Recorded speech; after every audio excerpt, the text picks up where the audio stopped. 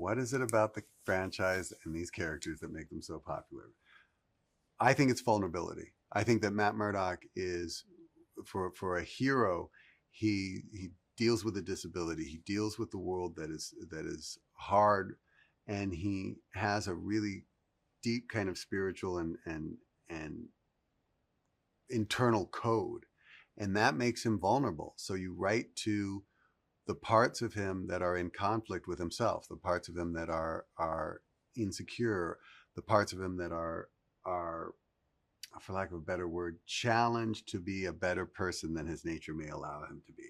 And that makes it super interesting and not easy, but there's places to go writing wise with a character like that.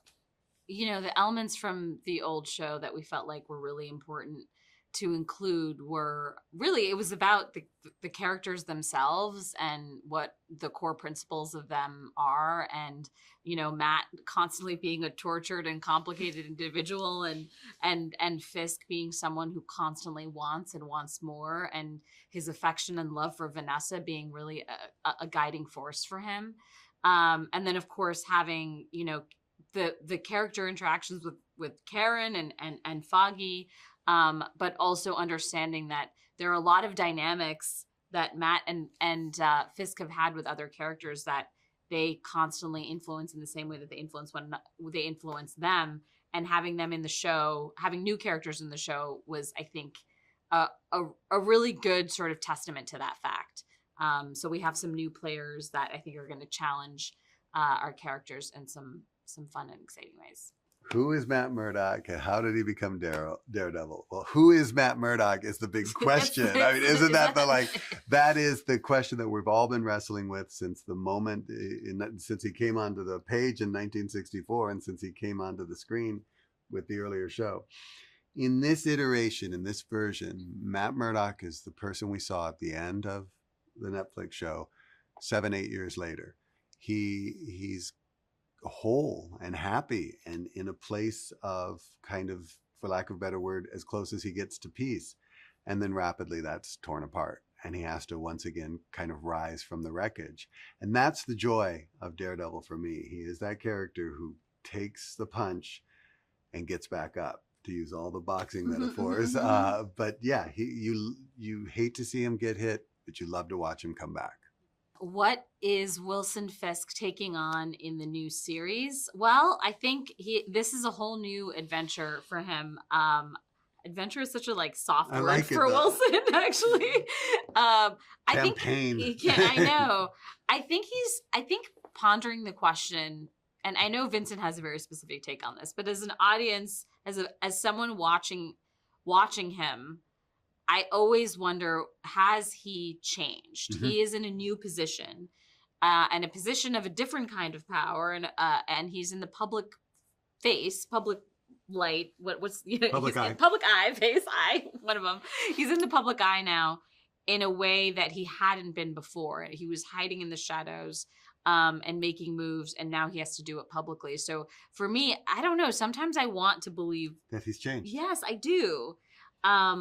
Maybe ultimately he hasn't, but I think that's an intriguing question, and seeing his relationship to New York and how that and what events transpire based on that is going to be the intriguing question. But I just can't help but I kind of want him sometimes to win, which is crazy. I always write his stuff as sincere. Yeah. As if and that's the cool thing about Vincent. You write it straight. He's not a liar. No, he's telling you what he wants and who he is. Yeah. Well, I think Charlie and Vincent have been doing this for a very, very long time. They know these characters better than anyone. And the smart thing for us is to listen to them and kind of let them roll. They embody them, both in terms of their physical manifestations, just their overall presence. It's really transformative when they walk on set. I love seeing, there's one moment where Charlie, when we do action sequences, we have our stunt doubles. And when Charlie comes on, I just always know it's Charlie in the mask. It's hard to tell, but I know when it is because he just has a polish and a swagger to the way that he does his fight choreography.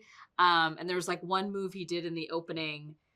It was just so cool. He just stomped his like legs and screamed, and it was just so awesome that I feel for me as a fan, it's just really awesome to see these characters come alive through these amazing actors. Yes, Matt has a new love interest in Heather Glenn, played by Margarita Laviva, and it's a new place for Matt. I think that this is like, for lack of a better word, this is a grown-up relationship, and he's trying to be. It's that same struggle. He's trying to be the best man he can and be the best person he can in this relationship, and part of the fun is watching that fall apart, for lack of a better word, is watching the struggles he has to maintain a normal relationship, and it just going 8 different kinds of sideways. So, and a credit to Margarita Laviva. I do that over and over again, and she's gonna get mad at me. A credit to her for kind of creating this really, really interesting character that is carried along by events that she's really trying hard to wrap her head around, until she gets to a moment where it's like, no more shall. She draws a line in the sand, I think. You know what? First of all, what I love about Marvel in general is that New York is a major character, especially in the comics. And for Daredevil fans, people know that New York and Hell's Kitchen are a big part of his story. It was so awesome to shoot here, to shoot in the streets of New York. We got to shoot in Hell's Kitchen. We shot actually across the street from my old apartment building, which was a crazy and weird feeling. Just like the places I used to go to were right there. And then you see, Charlie, you see Matt, Karen, and Foggy walking around. It was very surreal.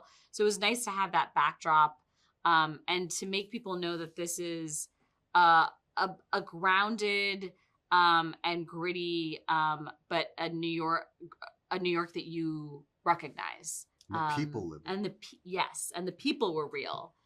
You should talk about the docu-series. So there's a thing that we did to kind of bring the streets of New York into our story, where 2 friends of our directors, Justin and Aaron, they have people, Cass and Sean, who are documentary filmmakers, and they did these interstitials that are like as far away from establishing shots as you could ever get.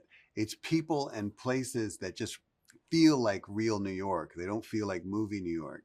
And we threaded that, for lack of a better word, vibe throughout the entire season. So you feel that this is not a New York that was shot on a backlot, or not a New York that was kind of crafted in Toronto. This is New York, and the people in it are New Yorkers. Oh, yeah. and that's important.